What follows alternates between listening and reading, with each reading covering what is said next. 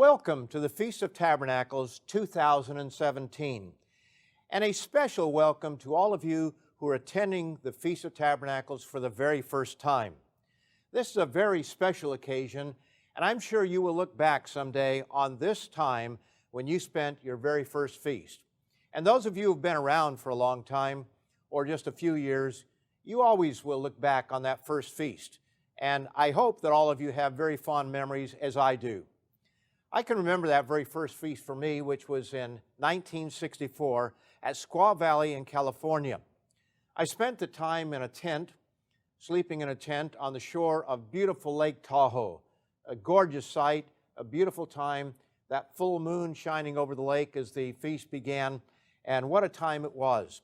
But you know, there were certain things that I noticed at that first feast. The organization, I had not seen organization like that when it came to taking care of crowds and working with people ever before. Everybody seemed to be in order and doing things as they were told to do. There was a long line of cars that had to come into Squaw Valley up along the highway, along the Truckee River, and then turning west as we went into Squaw Valley. And everybody paid attention to the directions that they were given. There were individuals showing everyone where to park, and everybody parked according to the instructions they were given. I noticed that they had a family night as well, and they had all the little kids that were supposed to come down on the floor. Here was 6,000 people, and we had all these little kids coming down on the ground floor there to play certain games for family night. And I thought, this is never going to work. You can't have hundreds of little kids out there under control. But they did a wonderful job. And they had something for everyone. It was a family atmosphere, no doubt about it. And everyone was included, even the little kids, the older people on family night. They had a dance that took place for some of us who were older, but everybody was included. It was a family occasion. And everyone was practicing the give way of life, at least everybody that I ran into. I didn't run into everybody, of course, but the ones that I did had that outgoing concern. They wanted to make you feel welcome. And I hope that we can do the same here for those who are new and those who may be traveling from some other area and may not be known by a lot of people in the crowd. Another thing I noticed was how new so many people were to the feast. It was my first feast, but there were a lot of people that it was only their second or third feast. And while there were individuals like Dr. Meredith who had been around much longer, or Dr. Hay, I remember that the oldest person I met in terms of being in the church was 8 years. Now, I know that there were those who were longer, but in the circle that I ran with or came in contact with, it was a big question always, well, which feast is this for you? And 8 years sticks in my mind as being the longest that someone was in the feast. And that told me, or tells me looking back on that the feast was relatively new in North America at that time. We know the Jews keep the feast in a certain sort of way, or at least some of them do, but to keep the Feast of Tabernacles was pretty revolutionary back in 1964 and even earlier. The sermons were special, and the special music. I remember one lady that sang the same song several times, maybe 3, maybe 4 times, and I thought she was singing to Freddie, my God, but she was actually saying, Ready, my God, thy will to do, or something along that line. But as it came to my ears, I knew it couldn't be Freddie, but that's what it sounded like to me. But she was a beautiful singer, but she didn't have a lot of songs to sing. She had 2 or 3, but she sang that song on more than one occasion. There was a focus on the Bible and the work of God. There were several of us that stayed in a tent, as I mentioned, on the shores of Lake Tahoe, and we'd get in the tent and with a flashlight or lantern, and we'd play various Bible games, and we'd talk about the Bible. We'd have one person start reading someplace from the Scriptures, and the rest of us had to look and search and see how fast we could find where that person was reading. And it's amazing, with a group of a half dozen or so people, how fast people can find a Scripture, no matter how remote it may seem. There was one fellow that had us stumped for a while because he was reading from the introduction of the King James Version, and somehow it just didn't it was not familiar to most of us. But the focus was on the Bible. The focus was on the work of God. The focus was on sharing with others, giving to others, and a family atmosphere. And everything was done in an orderly fashion. Well, I hope you can see that some of these characteristics are a part of the feast, and I hope that they will be a part of the feast wherever you are attending it. And in the short time that I have for this service, I'm going to be asking a very simple question, a question that Mr. Armstrong often asks, and that is, why are we here? And that seemed like such a simple or ordinary question. I never really realized the profundity of it or how profound it was, because it is a very profound question. Why are we here? The average person goes to church services someplace, I'm speaking in the world, and they really don't know why they're there. They probably haven't thought it through, other than it's what the family has done, or I want to be a good person, or I hope that when my life comes to an end, I won't go to that other place, but I'll go to some other place that I'm not really excited about, but it certainly beats the alternative. But people don't really know why they do what they do. They keep Christmas, they keep Easter, they do a lot of things, but they never really realize what they're doing or why they're doing it. So we're going to answer that question as to why we are here. And I'm going to refer to 4 passages of Scripture, not 4 actual verses, but 4 passages of Scripture. The first one is found in John, the 7th chapter in the New Testament. And these will be very familiar Scriptures to most of you, and you may have them read more than once during the Feast of Tabernacles. But here we find that after these things, Jesus walked in Galilee, for he did not want to walk in Judea because the Jews sought to kill him. That was verse 1. John 7, verse 1. Now, that's a pretty good reason to stay out of Galilee or any place else. When somebody wants to kill you, you stay out of that way. And so he stayed away from there for a while. And it says in verse 2, now the Jews' Feast of Tabernacles was at hand. John wrote toward the end of the first century. And he was writing to a very broad audience, and he made it very clear that it was the feast that the Jews kept. Now, that doesn't mean that it is only for the Jews, as we have so many other scriptures that we could turn to, and we'll see a little bit of that. But we know that it was the Feast of Tabernacles, the one that the Jews keep each year. His brothers therefore said to him, depart from here and go into Judea, that your disciples also may see the works that you are doing. For no one does anything in secret while he himself seeks to be known openly. If you do these things, show yourself to the world. For even his brothers did not believe in him. Now that's rather remarkable, because here his younger brothers, as they would have been, saw him as one who just wanted attention. They didn't see him as the Savior of the world, God in the flesh. They didn't understand that, even though they must have known that he was so different from everybody else. He was perfect in his dealings and the way that he did things. But they didn't believe in him, and they thought he just wanted to be known, that he was just full of vanity or something, and so they didn't believe him. But Jesus said to them, my time is not yet come, but your time is always ready. The world cannot hate you, but it hates me because I testify of it that its works are evil.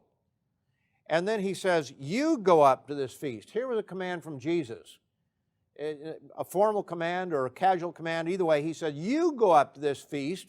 And we know that he went up from year to year, as his custom was, to the Feast of Passover and Unleavened Bread, and no doubt to the Feast of Tabernacles as well. He said, you go up to the feast. I'm not going up yet to this feast, for my time is not yet fully come. And when he said these things to them, he remained in Galilee. But, verse 10, when his brothers had gone up, then he also went up to the feast, not openly, but as it were in secret. So here is Jesus keeping the Feast of Tabernacles even under the threat of death, even with all the opposition he had, even from his own family, his brothers. Nevertheless, he told them, you go up, and then quietly, privately, away from the family, he went up himself. He kept the Feast of Tabernacles. So we see that he thought that the Feast of Tabernacles obviously was very important to be kept. Now let's go over to Deuteronomy, the 14th chapter. Deuteronomy 14. And this is a passage that we often read.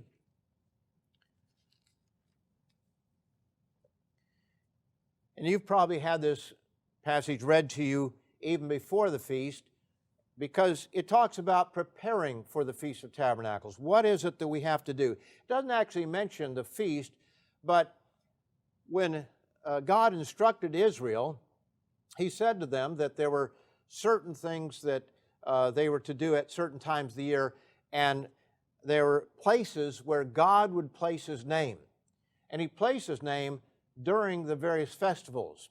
And so they were to go to the place that God had placed his name. And so it says in verse 22, "You shall truly tithe all the increase of your grain that the field produces year by year." Now, a lot of heresies have come down over the years. I remember one particular one where somebody said that, well, the Jews didn't keep the feast every year. They just kept it maybe 1 in 3 years. And yet it's telling us here that they were to save the tithe every single year, year by year. And if we're saving the tithe year by year, obviously that would mean that we would be celebrating the feast from year to year. And a tithe is a tenth. It's a portion of our income, a tenth of our income. And it is not the tenth that we send in to do the work. It is a tenth that we are to set aside for ourselves and our families and for others, to help others, so that we can have a wonderful feast. And so it says, "You shall eat before the Lord your God," verse 23, "in the place where he chooses to make his name abide, the tithe of your grain and your new wine and your oil, of the firstborn of your herds and your flocks, that you may learn to fear the eternal your God always." This is the purpose for keeping the feast, to learn to fear, to grow in awe and respect of God. And when we keep the feast, we learn a lot of lessons. I can remember in the early years when I began keeping the feast, I read these scriptures and I heard that we're to save up a tithe and we are to spend it for whatever our soul desires, as we shall read here. And so there were certain things I wanted to do. For example, one year we were at a location on the shore there of Southern California in Long Beach, and I decided I was going to go sailing. And nothing was going to get in my way of going sailing, because I always wanted to go sailing. And so on a particular day, I rented a boat. I got my crew together. We went out in the boat, and I learned what it meant to take the wind out of your sails. Because I was so set on going out, I really didn't enjoy it, because I had, in a sense, I was putting that above everything else. And the crew that I had chosen didn't know too much about sailing, although a couple of them claimed they did. Thankfully, there was one amongst us, one young lady, one of the college students, that actually had sailed and knew a little bit about it. But another fellow was from Kansas, and I think the only thing he ever sailed in was a prairie schooner. He didn't know a thing about it. But we got out there, and we were supposed to stay within the harbor area, but we got outside, out in open waters, and I was very nervous. I wasn't sure exactly what was going to happen. And as we came back in, the sail split from top to bottom. It was not the veil of the temple, but it was like that, splitting from top to bottom. It was old. And there were times when we got between the wind and a larger yacht, and we lost the wind. The wind was taken out of our sails, and we just drifted into various yachts and other boats there in the harbor, and it wasn't too pleasant. Thankfully, the owner of the boat was kind enough to me, didn't charge me for the sail. He said it was old, it needed to be replaced anyway. But I didn't really have that much fun. But you know, my greatest experience there, several of us got together and took some of the widow ladies out for a dinner. And I won't go into all the details, but that was really the most pleasant time during that particular feast. God really blessed that. And it taught me a little bit of a lesson that when you give to others, when the focus is on giving and helping others, God brings that back upon us, because as it says, it's more blessed to give than to receive. And that's a truism. That's a true principle. And it certainly worked that way for me that year. But it says here in Deuteronomy 14, "You shall eat before the Lord your God," verse 23, "in the place where he chooses to make his name abide, the tithe of your grain and your new wine and your oil, of the firstborn of your herds and your flocks, that you may learn to fear the eternal your God always." That's what we are going there for. It isn't just to have fun as a vacation. That's not the primary purpose, but it's learn God's way of life.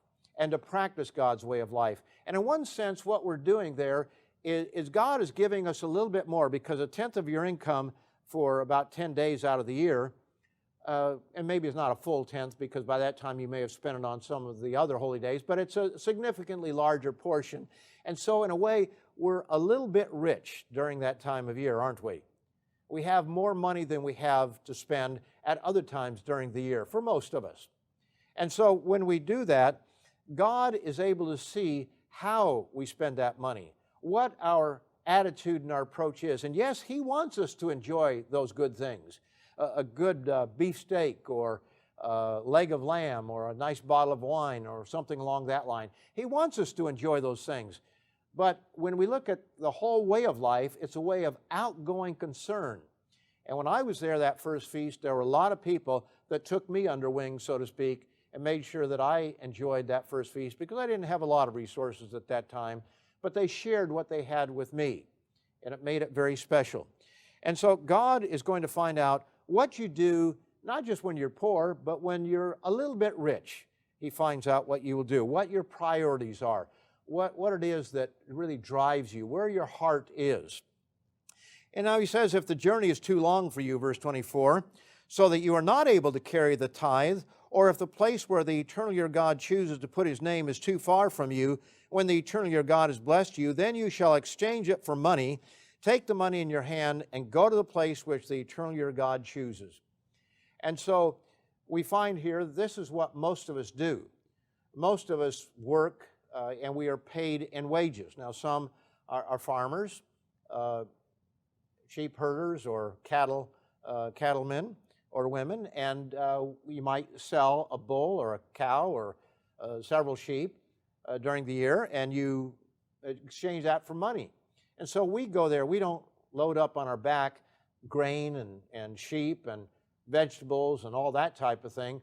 We normally would sell those things during the year, or we just simply get paid. We work on a job, we lay bricks, and they give us a wage. And so we go off to the feast with that money, and he tells us that we are to exchange it and go to the place which the eternal your God chooses, verse 26, and you shall spend that money for whatever your heart desires, for oxen or sheep, for wine or similar drink, for whatever your heart desires. You shall eat there before the eternal your God, and you shall rejoice, you and your household. This is not a convention that you as dad and mom go to and leave the kids behind.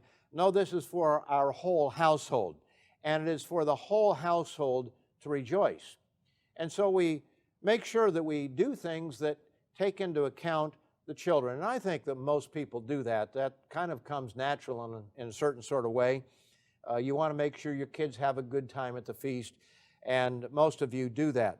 But the sense is that we do that right there at the feast. It's not something you buy so that you can just take home, and don't want to get into all the do's and don'ts of how to spend the money, but the focus is on there at the feast.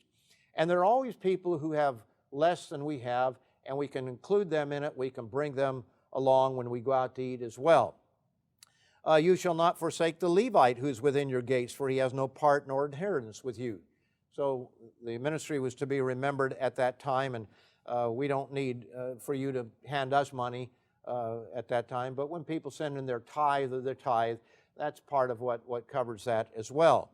And the expenses that we have in maybe flying to 2 or 3 sites to be able to serve God's people in that way. So this is the command that we have there. Now let's go over to another passage that I'm almost certain somebody's going to read, and I know what the ministers are thinking right now. I hope he doesn't take all my scriptures. Well, you can expound on these scriptures from different points of view, and it all adds up to the same basic message, but we're going to go over to Zechariah, the 14th chapter. And this is very important because this shows us that the Feast of Tabernacles is not just for the Jews of the Old Testament, but it is for the future. And so we'll look at the beginning of the chapter here. Verse 1 of chapter 14 says, "Behold, the day of the Lord is coming." We know that is the time of God's intervention in world affairs. "And your spoil will be divided in your midst. for I will gather all the nations to battle against Jerusalem. Now, these are conditions that we see even now. Nations that are hating the Jews and would like to take over not just Jerusalem, but the entirety of that little tiny nation of Israel. And it's a very small nation, to say the least. But he's going to gather all the nations to battle against Jerusalem. The city shall be taken, the houses rifled, and the women ravished. Half of the city shall go into captivity, but the remnant of the people shall not be cut off from the city. So this indicates that it is a divided city. Half the city goes into captivity. That's the part that people are angry at, the Jews, the Jewish sections there. And whether it's, exactly 50%, but it's speaking there of a divided city where you have part Jewish and part otherwise. And then it says the Lord will go forth and fight against those nations as he fights in the day of battle. Verse 4, and in that day his feet will stand on the Mount of Olives, which faces Jerusalem on the east, and the Mount of Olives shall be split in two from east to west, making a very large valley. Half of the mountain shall move toward the north, and half of it toward the south. So we find here an event that has yet to take place. We haven't seen that earthquake. We haven't seen Jesus standing on the Mount of Olives, coming back from heaven above, coming back, landing, as it were, on the Mount of Olives, and while he's there, the Mount of Olives splitting in two, and a very large valley going east and west. We haven't seen that happen. This is talking about something that is going to be future. And then he talks about how there's going to be a river of water that goes forth. Verse 8, in that day it shall be that living waters shall flow from Jerusalem, half of them toward the eastern sea, half of them toward the western sea. In both summer and winter it shall occur. We don't see that right now. We know that this is talking about a future event. In fact, verse 9 makes it very clear. It says, and the Eternal shall be king over all the earth. In that day it shall be the Eternal is one, and his name one. So very clearly, this is talking about a time not when Jesus first came, but in the future, his second coming. And then it describes a battle that's going to take place, and I'll skip over that part of it, and we'll get to verse 16. It shall come to pass that everyone who is left of all the nations which came against Jerusalem shall go up from year to year to worship the King, the Lord of hosts, and to keep the Feast of Tabernacles. So here we have people that are going to come up to worship Jesus Christ. And they're going to come up to Jerusalem, and they're going to keep the Feast of Tabernacles. Now, this isn't the Jews that it's talking about specifically here, because notice, verse 17, it shall be that whichever the families of the earth do not come up to Jerusalem to worship the King, the Lord of hosts, on them there will be no rain. So whichever families of the earth, it's not talking about the Jews only, it's talking about other nations, and they must come up to keep the Feast of Tabernacles, or God says, I'm not going to give you any rain. And let's see how long this goes, how long you can wait this out. But I want you to come up and keep this feast. And so then he says in verse 18, he makes it very specific. He's not talking of the Jews. He says, if the family of Egypt will not come up and enter in, they shall have no rain. They shall receive the plague with which the Lord strikes the nations who do not come up to keep the Feast of Tabernacles. This shall be the punishment of Egypt, and the punishment of all the nations that do not come up to keep the Feast of Tabernacles. Now that should tell us that God is very serious about this subject. And you might ask, well, why the Feast of Tabernacles? When Christ returns, why the Feast of Tabernacles?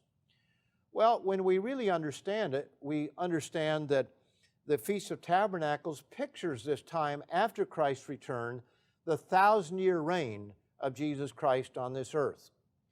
And so we find that that is the feast that is focused on here. It's not the only feast that's going to be kept or that is going to be commanded to the people at that time, but it's the Feast of Tabernacles that is pictured by the events that they're just going into. They are just beginning the millennium, the 1,000-year reign of Christ on the earth. And so we find that He's going to force them to keep the Feast of Tabernacles. I say force. He's going to withdraw His blessings until they do come up to keep the feast. Now, sometimes people say, well, how can the whole world keep the Feast of Tabernacles at Jerusalem? And you know, God is a very practical God. He's not going to do something that can't be done. He's done what, or He's going to do what the church learned quite a few years ago. We had one site for the feast, and then we outgrew that and went to another, and then we outgrew that, and then there was property that was donated to the church down in Big Sandy, Texas, or just outside of Big Sandy, Texas. And so that was the location that the whole church came together. But as we grew, there simply weren't the facilities and the space to be able to handle 20,000 people or 50,000 people. You know, one time, the Church of God had as many as 150,000 people approximately keeping the feast, plus or minus a few thousand, but that was the basic attendance for Sabbath services and everything. And so we had somewhere around 150,000 people. We could not fit into one location. It would have been very impractical. And so God inspired Mr. Armstrong, no doubt encouraged or counseled with Dr. Meredith, Dr. Hay, and various other ones that were there. But Dr. Meredith was no doubt right there looking up, researching, and understanding, helping Mr. Armstrong to understand that we needed to have more than one festival site. And so from Big Sandy, we added Jekyll Island in Georgia and Squaw Valley in California. And then later on, the Lake of the Ozarks and Mount Pocono and down in Corpus Christi, and we had sites all over the United States, and Penticton up in Canada, and then we had sites over in England and other places in the world, the Philippines, Australia, New Zealand. We had various sites that people went to. And no doubt God is going to do the same thing in the millennium. He's not going to try to have 2 billion people come to Jerusalem all at once. But there will be local sites that are set up for people to go to. But every nation will be sending ambassadors, as it were. They're going to be sending representatives up to keep the feast. And so the leaders of the Egyptians and various other ones are going to come up to the feast in Jerusalem at that time. Otherwise, their nation gets no rain. And then they'll be able to go back and explain and set up the feast there and various things like that. And our role as spirit beings is either going to be very direct or working through some of these human beings. We don't know. There are a lot of questions we don't know the answers to. And I don't want to open up a lot of questions, but clearly it's talking about these nations sending up representatives. And so their physical individuals have to make physical decisions about these things. But we also know that this is our time when we are going to rule with Jesus Christ on this earth. And so we find that if they don't go up to keep the feast, then God is going to cut off the rain. So we need to think about that God is serious about these things. He wants us to keep the feast. He commands us to keep the feast. And He tells us how it is that we are to finance the feast. Because in this world, people don't always save up for their holidays. They put it on credit cards and leave. Now, it's okay to use a credit card as long as you have the money to back it and everything. In terms of your tithe, you can use credit cards, more convenient. But we ought to be saving up that tithe, that tenth, and coming to the Feast of Tabernacles with it and sharing with others. If we have an abundance, we're able to share with others. We're able to send some in advance, a tithe of our tithe, or an excess amount. If we know, I can't spend all this, we can send it in so that others can attend. And every year we have a number of people, widows and handicapped people and brand new people who otherwise would not be able to attend the feast, except for the generosity of those who have been faithful in saving their tithe and faithful in keeping the Feast of Tabernacles.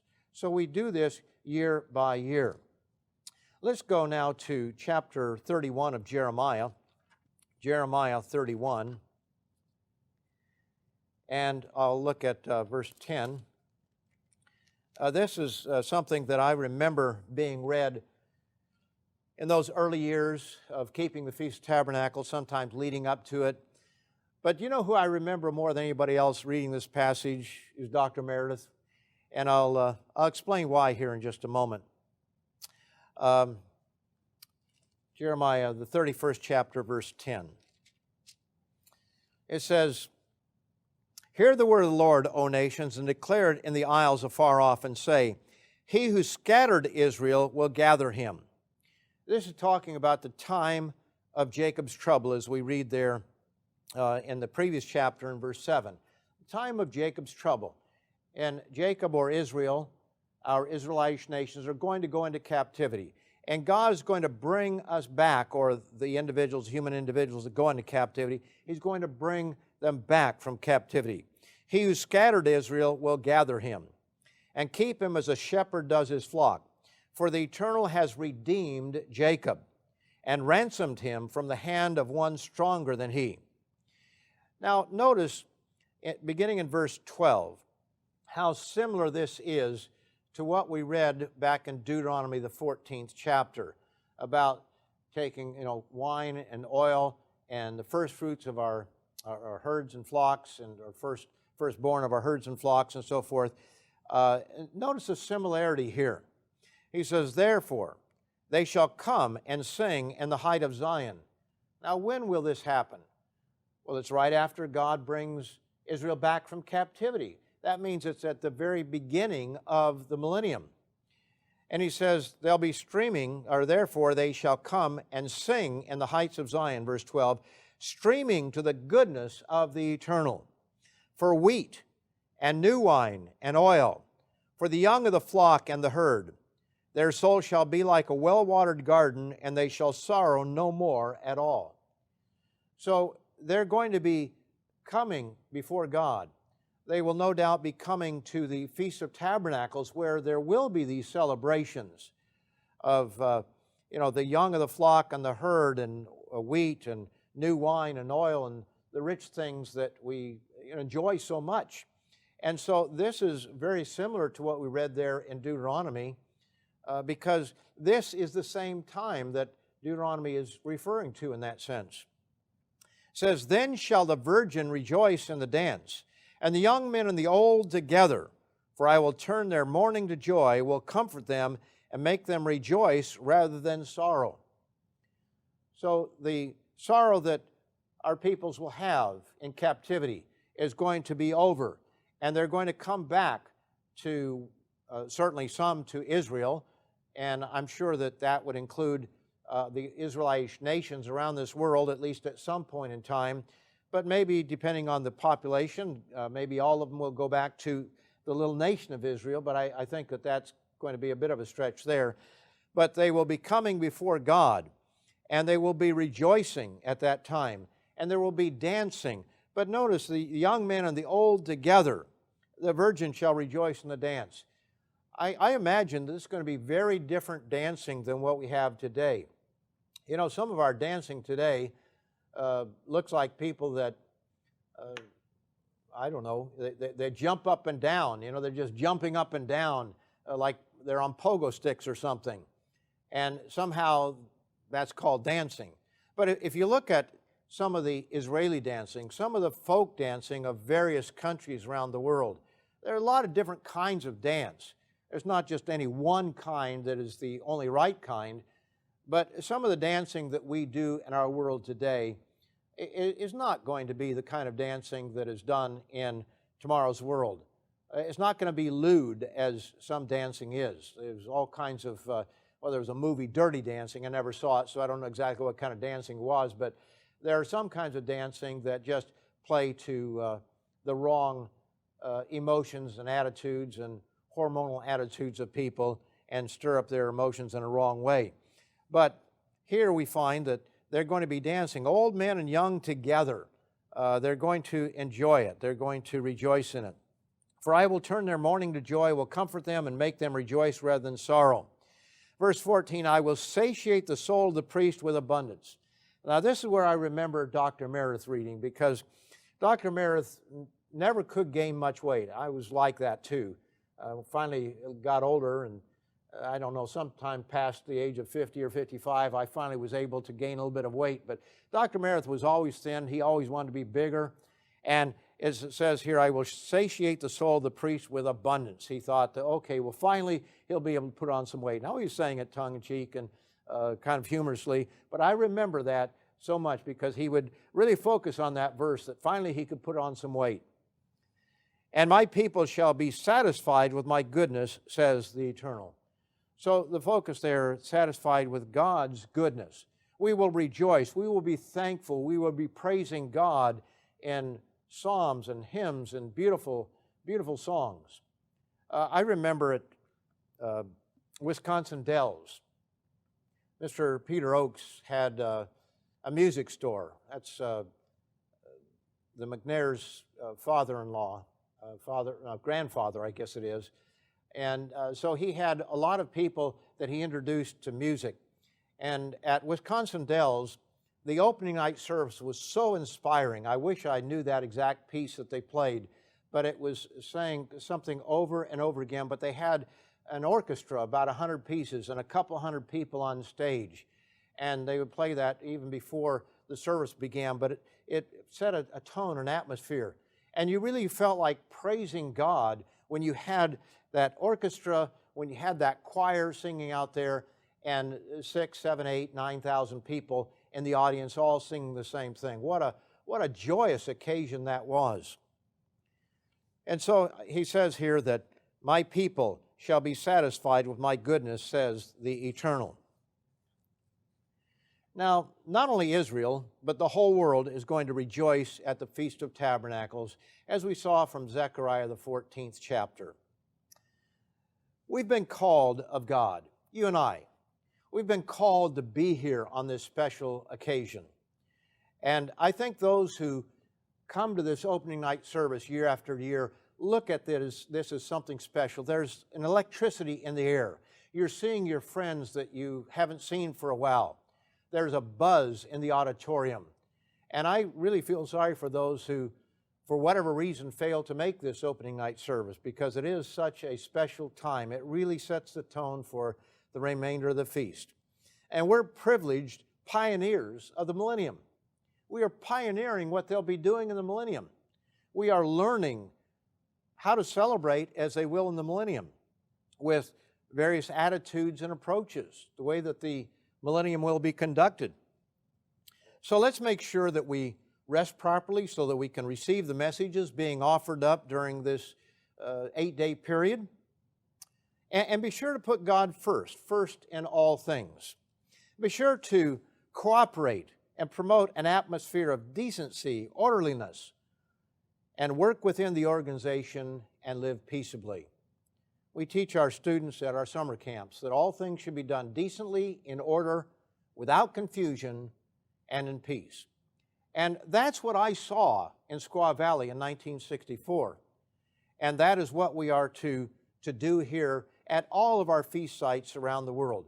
Do things decently, in order, without confusion, and in peace. If you do the first three things, peace does follow. We want to promote a family atmosphere, just as I saw on my first feast. Have that family atmosphere. Take people in. If you see somebody standing by himself or herself and nobody's around, go up and talk to that individual. Find out who that person is, and maybe even invite that person to lunch with you, or over to your condo unit or apartment or wherever you're staying to enjoy some fellowship with other people. Now, that person may already have something going on, but you never know. And we shouldn't be shy about these things. We should always be willing to take somebody else in and not just make it exclusive for my family, and that's what we're going to do, and we're going to forget about everybody else. What about those widows and widowers, those individuals who have lost mates this last year or even last 2 or 3 years? Some of those people are very lonely. They may be keeping the Feast of Tabernacles for the very first time by themselves. They may have kept the feast for 40 years with a mate, but now they're all by themselves. And they need to be shown that encouragement. And the only way you can even know who those people are is if you introduce yourself to them. Practice the give way of life. Make sure that no one is left out. And put first things first. Take time for prayer.